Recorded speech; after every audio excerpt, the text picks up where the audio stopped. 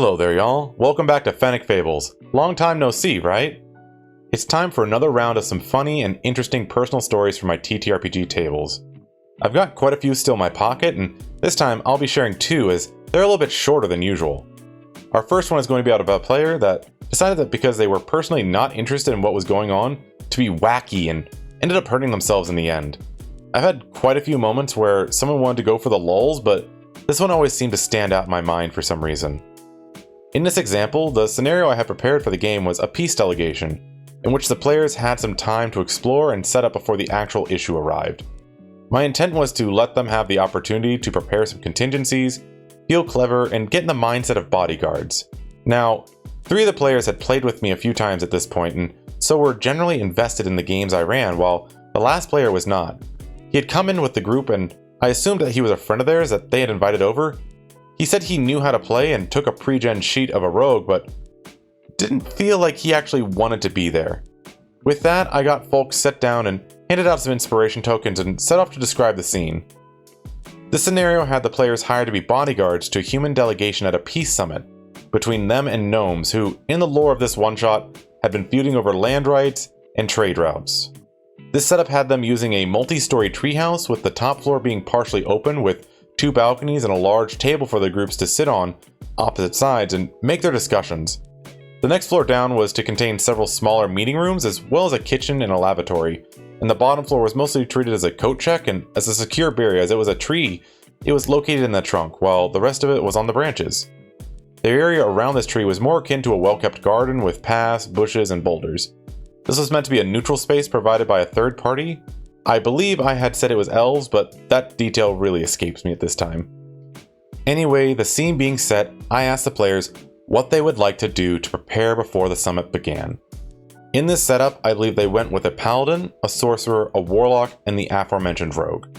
The paladin, sorcerer, and warlock all decided to split up, with the paladin wanting to patrol the grounds and scope out the possible points of assault.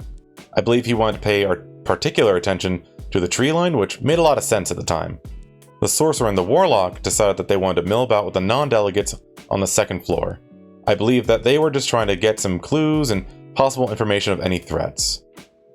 And the rogue said, and I quote, "I'm going to take a fat rip off this bong and wait up here." Now I could see that this guy had been brought here by his friends, and I decided to pick my battles. Sometimes when you're running these events, you're going to get people that aren't actually interested in playing. Either a friend brought them along and they want to watch, which is never an issue, and he could have done that, but he said he wanted to play.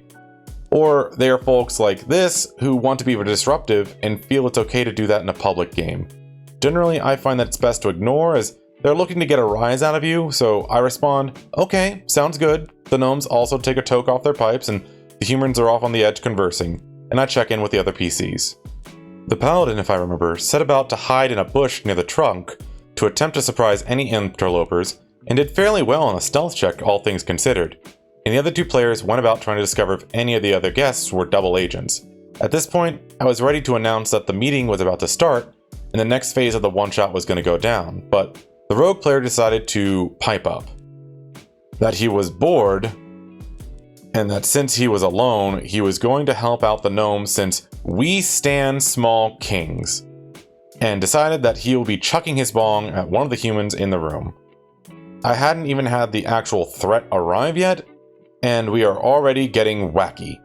I was going to ask him if this is truly what he wanted to do, but I could see that he really wasn't interested in playing in a group of focused manner, so I did a quick scan of the other players, looking annoyed, but no one had voiced any objections, so here we go. His attack lands, and I say sure, it was with advantage since no one saw it coming. So sneak attack goes off since it's a ranged weapon attack and had advantage. The NPC dies immediately to a shattered bong and is now getting bum rushed by a bunch of NPCs as he just committed cold-blooded murder in front of them. Sadly, none of the other PCs heard this initial commotion, but at this point the actual threat had arrived. A group of harpies with one eye buffed slightly to act as a pseudo-matriarch. It was supposed to have been sent in by a group who did not want this peace treaty to go through and would have made this more akin to a tower defense game, but they all split and one player was already being attacked by NPCs, so this was going to be very chaotic, and he was being punished for his own chaotic decision.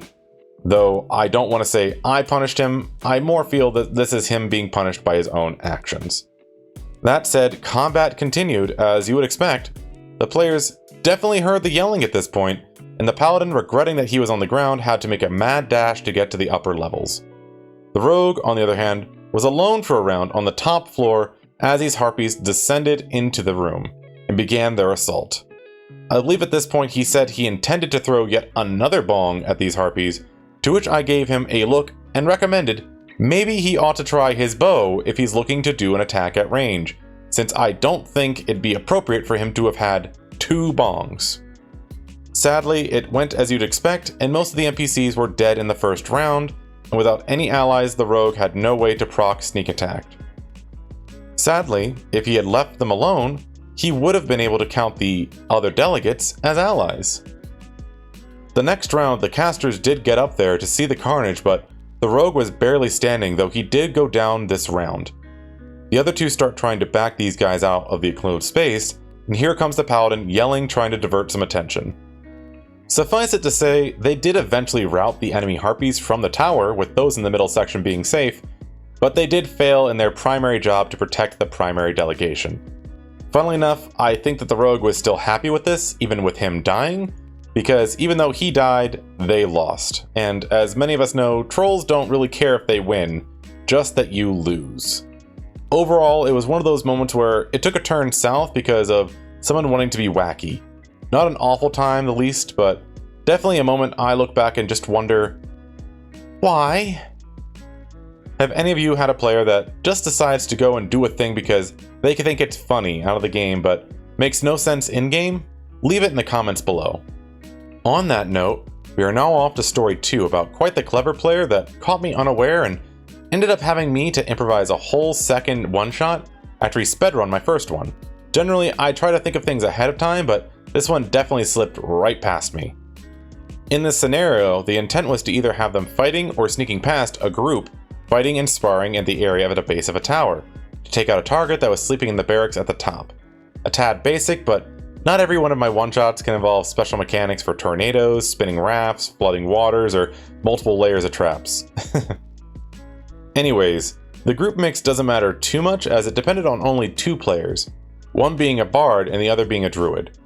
I'd be remiss if I didn't mention that the bard, who was the creative one in this scenario, started off by asking where the nearest plague burials were, and if there was anywhere to get a hold of anthrax, which I'm still not sure if they were joking about or partially serious.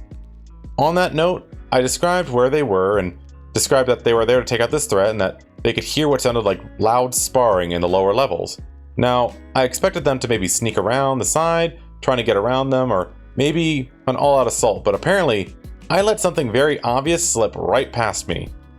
After asking for a description of the tower and seeing that the top level had a window with bars, the bard asked the druid to wild shape into a creature with a climbing speed, and then asked them to climb up with a rope in their mouth. I can't remember the exact method, but they figured out how to secure it at the top, and then the bard climbed up, with it being far easier for them with the rope, and at the top, Misty stepped inside. This one was on me. I completely forgot that that was an option. So yeah, Misty stepping inside, saw the guy sleeping, took the pillow, and I believe smothered them to death. Since they didn't have the opportunity to take a breath and hold it, they basically went immediately into suffocation. Then they Misty stepped back outside the window, grabbed onto the rope, which was a quick check for them, and away they go.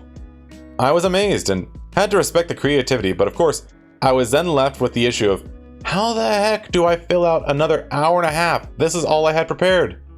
Fortunately, thinking on your feet is a very important GM skill, and while definitely a bit frustrated with myself for overlooking that, I couldn't ruminate on it. Time to improvise. Keeping my composure, I congratulate them on a quick success, and so I decided to set up a barroom brawl scenario with a cocky human leader.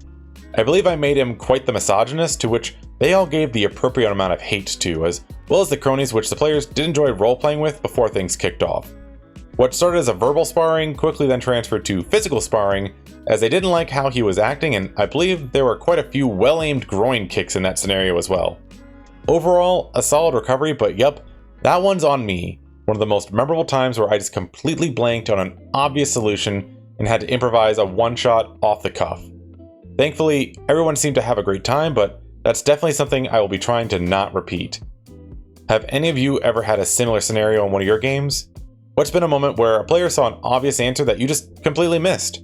Share it in the comments below if you're feeling up to it. Thanks so much for joining me again for a few of my own stories, and I hope that you can learn from my own mistakes and maybe you found a few laughs along the way. If you can, a like, share, or especially subscribe really helps as I work on getting more of these videos out. I'm working on my way to 500 subs and hopefully a fun contest for folks to participate to celebrate when I get there. If you enjoy answering TTRPG prompts or questions, please join me on Twitter or Blue Sky where I post daily, which is linked on the main channel page.